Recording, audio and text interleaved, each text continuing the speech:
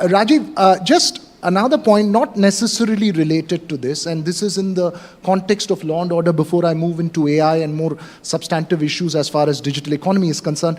In the context of law and order, one of the things that has been resorted to for law and order agencies is an internet shutdown. We've seen that in Manipur, we've seen that in Jammu Kashmir, we've seen that in Nu, for instance, when there is violence. But there is, on the other hand, we are looking at building a DPI where your entire government service is dependent on the internet.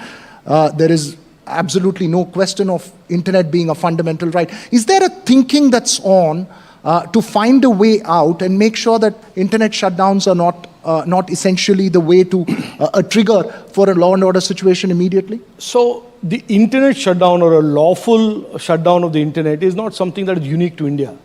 The UK does it, the US has done it, India has done it, many countries do it. When they are faced with a situation where misinformation and false information becomes so viral, because that is the inherent attribute of the internet, that fake news and misinformation travels at a velocity of 10, 20, 30 times faster than the truth. And this is something that there are studies done, we have done the studies ourselves, and the audience that a misinformation reaches is a huge audience, again 10 to 100 times more than the audience that the truth and the facts get to. So there is like I said, the internet for many years and technology in general for many years was always seen as a power for good. And I won't tell you how old I am, but certainly I'm old enough to tell you that I worked at the early days of the internet. And so it was a utopia. Internet would connect all the good people in the world and all good ideas would be exchanged and we would just build a better future, better world. That was the construct. But we also know there are state actors, there is deliberate misinformation, there is weaponization of misinformation. We have seen this recently in the Khalistani bot example, which the Washington Post exposed. We have seen the DG ISPR in Pakistan using misinformation. So therefore, misinformation is unfortunately today one of the biggest harms and challenges for all democratic societies. Not just India, it is true for the US, it's true for UK, it's true everywhere.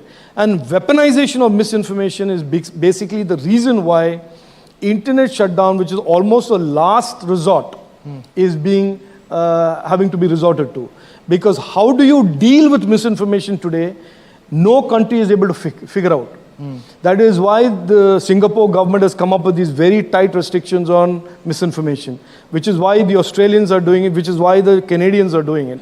So I think it is time in India as well that we have a discussion around misinformation.